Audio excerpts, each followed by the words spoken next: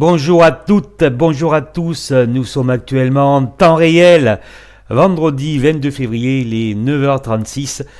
Donc pour cette semaine, je vais faire le point sur 4 valeurs que les abonnés m'ont demandé par email. Il s'agit de Claranova, de Valeo, de CGG et de Novacite. Nous commençons par Claranova qui cote actuellement à 64,70 cents, il est 9h37. Vous voyez que le 5 minutes, on est parti un petit peu à la hausse et là qu'on est en train de retracer. Il a fait un pullback ici au milieu du Kumo. Nous faisons un point rapide en hebdomadaire, une phase 4 de Weinstein. Le support à ne pas enfoncer, on va dire, est ici à 56,25. Il peut y avoir un rebond s'il atteint ce niveau. Et nous avons un autre support ici. À 61,3 cents. Un petit point journalier. Vous voyez que s'il atteint cette zone, il faut absolument rebondir. Autrement, on ne pourrait écarter un retour vers les 50 cents et les plus bas de décembre 2018. D'un point de vue de cette unité journalière à la hausse, il faudra passer les 66,8 cents pour rejoindre éventuellement Kijun-sen ici à 72,12 cents. Sur le 4 heures, on pourrait penser éventuellement que c'est le bas d'une dérive latérale. Il faudra s'affranchir des 68,85 cents pour rejoindre les 72,12 cents, l'objectif, le premier objectif donc de l'unité jour. Vous voyez donc le quasi triple bottom de Claranova et la remontée en cours. En conclusion, Claranova est dans une tendance baissière mais actuellement dans un range. Il risque d'évoluer dans ce large canal de 61,3, 68,85 pendant un certain temps. En premier lieu, la rupture par le haut des 68,85 cents provoquerait le test des 72,12 cents.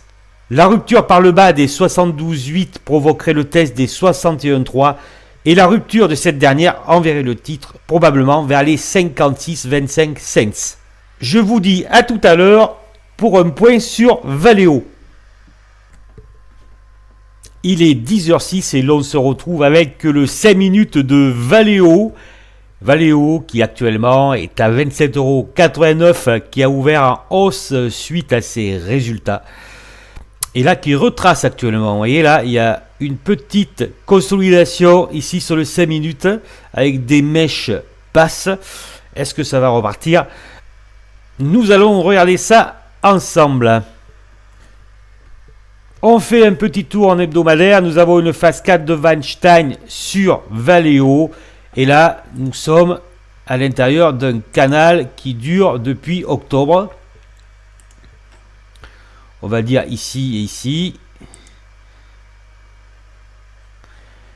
Et vous voyez, Valeo a buté sur la hauteur de ce canal et est en train de retracer.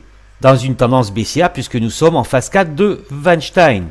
Si le titre s'affranchit par le haut de ces canaux, on pourrait viser à quelques semaines Kijun-sen ici à 32,25 €.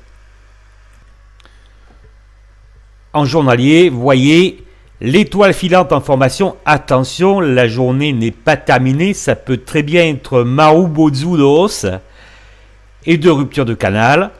Et nous voyons notre objectif ici à 32,25 € qui serait l'objectif maximal à moyen terme. Je dis bien maximal. Ça veut dire que ce n'est pas certain qu'il arrive à 32,25 € dans le cas d'une rupture par le haut du canal horizontal.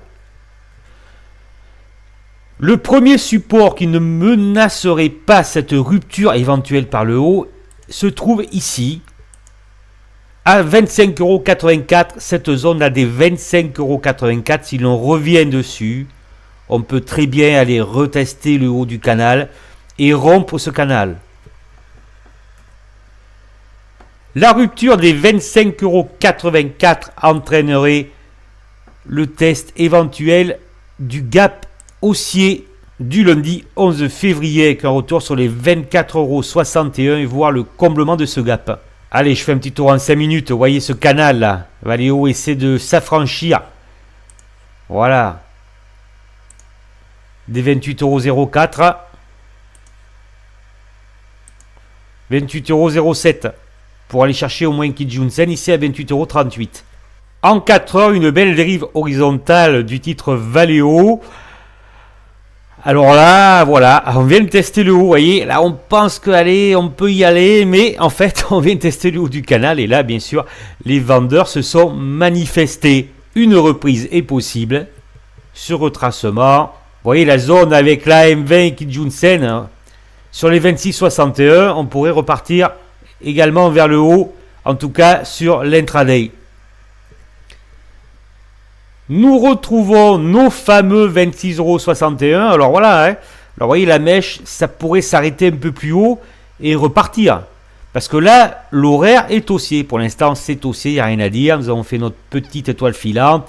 Là, on repart un petit peu. Voilà. Donc, un biais haussier sur Valeo en horaire. Sur la journée, la rupture des 28,75 € est donc encore possible. Cependant, comme nous sommes sur des hauts de canaux sur les unités supérieures et que les unités supérieures sont prépondérantes par rapport aux unités inférieures, ce n'est pas certain que le canal soit rompu aujourd'hui puisque les vendeurs vont de nouveau se manifester dans cette zone ici là. En conclusion, bien que Valeo, on dirait que le titre a envie là d'aller plus haut, de franchir à la hausse ce canal.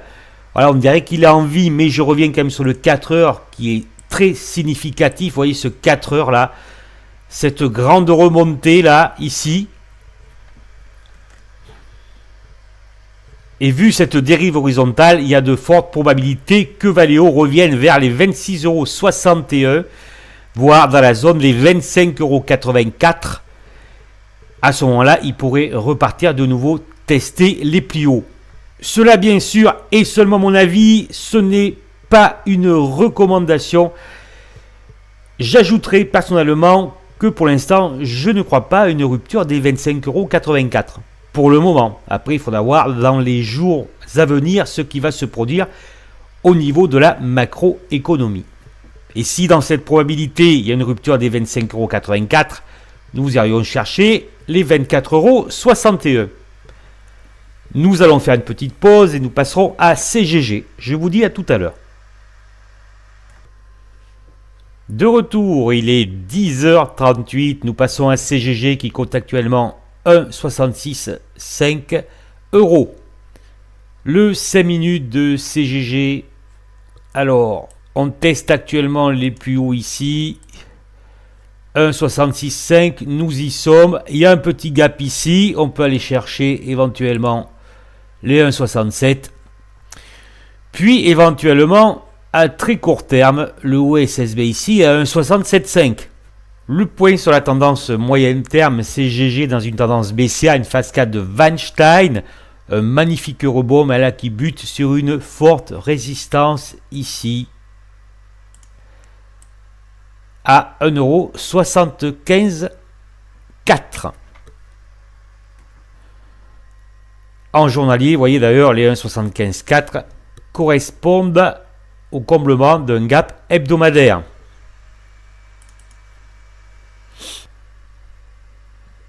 Si ça passe, il n'est pas impossible d'aller chercher environ les 2,15 €, mais pour moi ça va être très compliqué à passer. Cette résistance là, vous voyez, dans cette configuration ici, pour moi ça va être très difficile à passer, en tout cas pour le moment. Toujours en journalier, nous avons le canal de reprise de décembre 2018. Alors là, bon, bien sûr, on va regarder l'horaire et le 4 heures. On peut aller chercher éventuellement les 1,75. Mais par contre, attention, il ne faut pas rompre la droite là. D'accord? Il ne faut pas rompre cette droite de tendance là de décembre 2018 en sachant que nous sommes dans une tendance baissière de fond sur le titre. La rupture de cette droite pourrait envoyer le titre sur les 1,45 €. sur cette zone, le titre pourrait rebondir de nouveau, aller chercher, voir la base de l'ancienne droite ici. En 4 heures, c'est haussier, donc on peut aller chercher pour l'instant les 1,75 €. Le support est ici, à 1,598 €, qui coïncide quasiment, vous voyez, avec la droite de tendance. Après, nous en avons un autre ici, là, à 1,568 €. Attention, ne pas rompre cette zone, sinon là, on va valer 1,45 €. En horaire, c'est également haussier.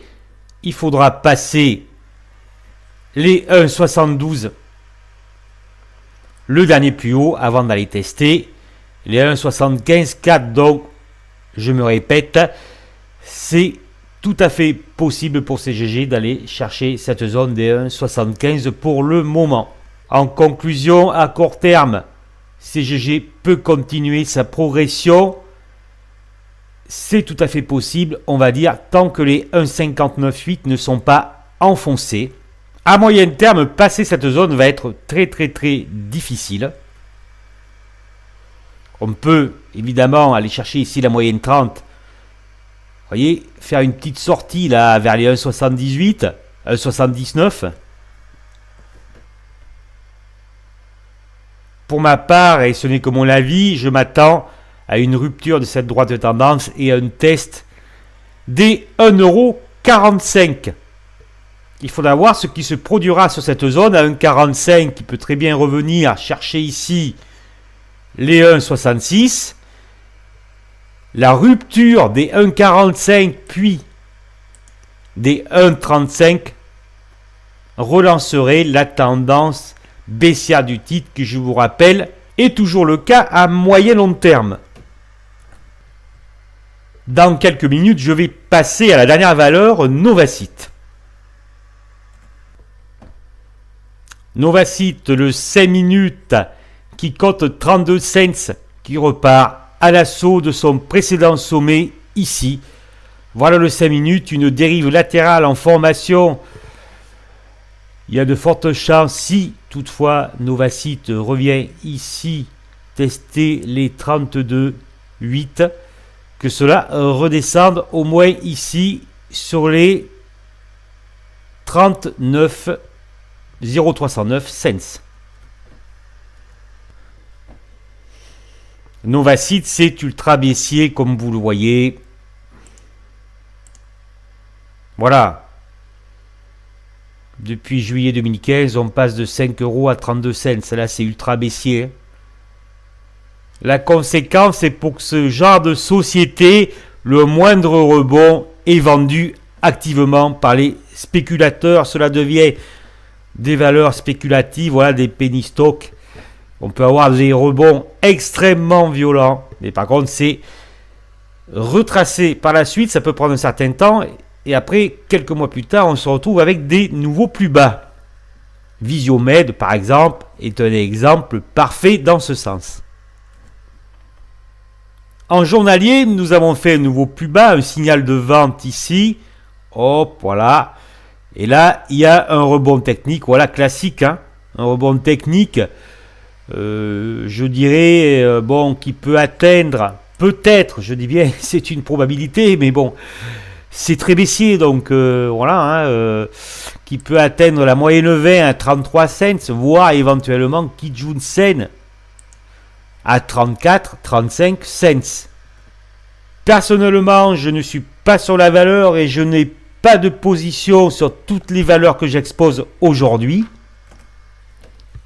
Mais concernant Novacite, il est impératif, si on veut tenter un scalp ou un intraday sur cette valeur, de poser un stop puisque la tendance est ultra baissière et est ultra travaillée par les spéculateurs chevronnés. Donc là, ne pas mettre de stop sur ce genre de valeur vous fait prendre un gros risque sur le capital que vous aurez investi. En 4 heures, bien qu'en formation, ce soit un Marubozu, la probabilité que Novacite ait atteint un top est très forte. Bon, imaginons que si on continue, on va chercher les 33, puis éventuellement les 34, 35. Dans l'excès, nous irions chercher les 36 cents. Si le petit rebond est terminé, voilà, il ne faut pas rompre cette fragile droite de support sous peine de revenir chercher les 29 cents, puis les plus bas à 28,2 cents. Un canal horizontal sur l'horaire dans le Kumo, une invalidation du signal haussier ici. Voilà, un range.